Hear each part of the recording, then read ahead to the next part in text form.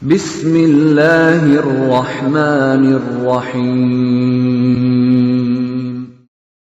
وَلْتَكُنْ مِنْكُمْ أُمَّةٌ يَدْعُونَ إِلَى الْخَيْرِ وَيَأْمُرُونَ بِالْمَعْرُوفِ وَيَنْهَوْنَ عَنِ الْمُنْكَرِ.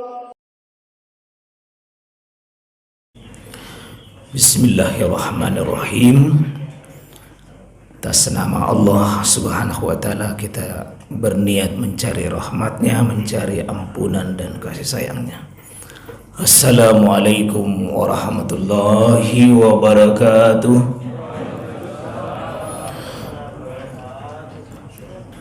Bapak-bapak, ibu-ibu, saudara-saudara, seluruh kekasih-kekasih Allah, para hamba-hamba Allah yang dicintainya, semoga kita semua hidup pada subuh hari ini, hidup fisik kita, hidup hati kita, terbuka mata kita, terbuka hati kita.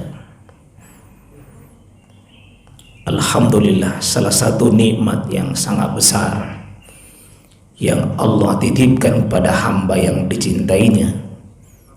Hamba itu diberikan memori, ingatan, dan kecintaan tentang akhirat yang besar.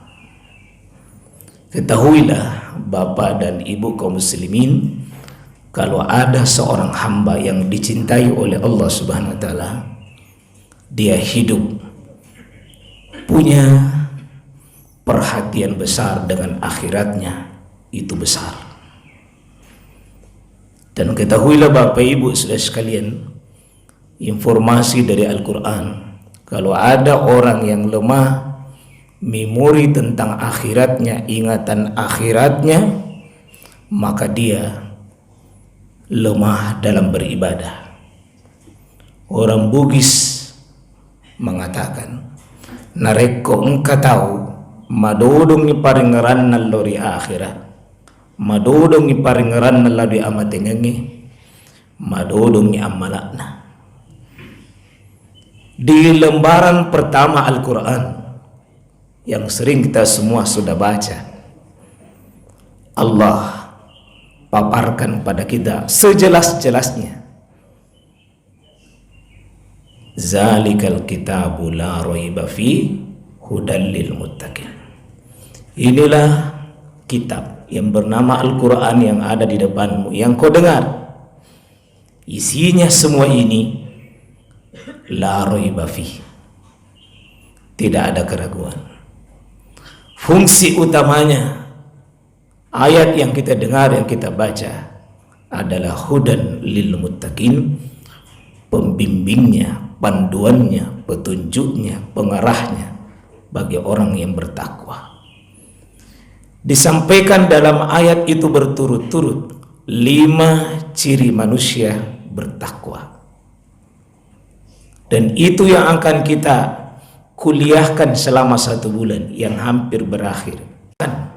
Itu yang kita ilmui, itu yang kita perjuangkan untuk bisa sampai ke situ. La'allakum tattaqun. Dan ciri dari sekian banyak tandanya kalau orang itu sudah bertakwa, salah satunya adalah wabil akhiratihum yuqinun, dan terhadap akhirat, termasuk kematian, kehidupan dalam kubur, kehidupan di alam barzah, kehidupan nanti di mahsyar, yaumul mizan, hari penimbangan, yaumul hisab, hari perhitungan, yaumiddin, atau apapun namanya dari sekian banyak namanya, itu pasti dia punya kontak, punya hubungan. Maka orang yang bertakwa itu sekalian sederhana gaya hidupnya, semua aktivitas dunianya, semua rencana hidupnya di dunia selalu tersambung ke akhirat. Selalu ujung yang paling tertinggi dari semua rencana hidupnya adalah suksesnya nanti di akhirat. Sederhana ketika Ali bin Abi Thalib radhiyallahu an ditanya tentang takwa itu, dari sekian banyak jawaban para ulama, jawaban sahabat mendefinisikan tentang takwa, Ali bin Abi Thalib sederhana sekali. Takwa itu adalah planning tentang akhiratnya, persiapan akhiratnya bagus. Dan di sini bermula Bapak, Ibu kaum muslimin, kalau mau jadi baik, diajarkan keyakinan dalam dirinya bagaimana dia memandang akhirat. Untuk itu, kalau kepekaan kita Pak tentang kehidupan sesudah mati ini tidak meningkat sesudah Ramadan, ada masalah prosesi pengkaderan kita selama Ramadan. Kalau orang peka dengan akhirat Pak, mudah menetes air matanya ketika dibacakan ayat-ayat tentang surga, mudah menangis ketika dibacakan dan dipaparkan ayat-ayat tentang neraka. Ketika perjalanan nanti bertemu dengan Allah dalam keadaan kecil, dia kerdil, dia hina, dia tidak berdaya, dia lemah, dihadapkan di hadapannya nanti pada zat yang mulia, zat yang agung, zat yang maha besar. Dia melihat dirinya dalam kekerdilan yang sangat hina, maka di situ dia mengucapkan kalimat Allahu Akbar. Jamaah sekalian dirahmati dimuliakan oleh Allah Subhanahu wa taala. Imam Ibnu Qayyim Al-Jauziyah rahimahullahu taala, murid dekat daripada Syaikhul Islam Ibnu Taimiyah, seorang ulama besar yang produktif dalam banyak karya-karya kitabnya, banyak dipelajari hari ini. Salah satu dalam kitabnya Ar-Ruh, tentang masalah ruh juga dijelaskan. Dan juga kitab yang lain seperti Zadul Ma'ad, bekal tentang menuju akhirat. Beliau mengatakan ciri manusia sukses dalam beribadah kepada Allah ada 3 yang senantiasa muncul. Dan ini jamaah sekalian, kalau kita mau melihat orang itu mau semangati dalam beribadah, hadirkan 3 jurus paling sederhana.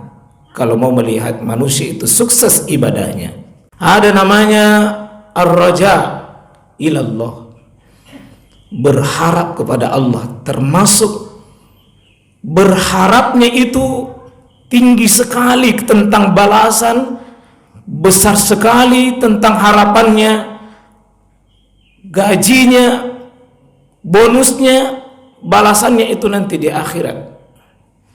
Dan siapa yang kuat memorinya tentang ar-raja, tidak ada capeknya beribadah Pak, tidak ada bosannya beribadah, tidak ada rasa lelah. Kalau dia sudah memori tentang ar-rajanya kuat. Faman kana yarju lika rabbi falyamal amalan sholihan wala yusyrik bi ibadati rabbih ahada. Salah satu ayat yang sering kita baca pada hari ini atau pada malam Jumat di akhir surah Kahfi. Barang siapa berharap raja, jadi kalau ada orang Pak kuat berharapnya sama Allah, di situ dia tinggi sekali semangatnya, himmanya, harapannya besar sekali untuk mendapatkan gaji itu di sisi Allah Subhanahu wa taala. Termasuk jamaah sekalian, kalau orang itu memori tentang akhiratnya tinggi sekali, kadang manusia yang mencintai urusan dunia kadang kaget-kaget lihat orang seperti itu. Coba lihat Pak ya, kalau kita lihat biasa jam-jam begini Pak, jam atau sebelum subuh, ada Pak gandeng dari Jalan Malino Goa misalnya, dari Dayak misalnya, dari Maros itu. Biasa kita ketemu kalau mau pergi salat subuh. Dia gonceng itu jualannya, sayurnya itu membumbung tinggi di belakangnya. Itu sudah malam, jam 1 nah tinggalkan rumahnya, jam 2 pergi ke pasar. Jam 3 sudah nak bawa mie, jam 4 sudah sampai di pasar. Coba lihat Bapak, fenomena itu. Dia tidak capek, karena seandainya dia capek, pandak mau keluar. Dia tidak dingin, hilang rasa dinginnya. Biar hujan, nikmati. Tidak ada ngantuk, tidak ada ngantuknya Pak, tidak tidur-tidur.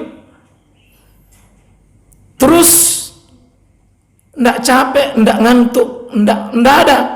Karena dalam dirinya ada satu keinginan besar.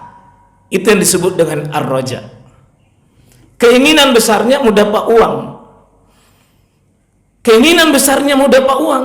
Begitu dapat uang, tentu istrinya, dirinya, anaknya, keluarganya, dan seterusnya.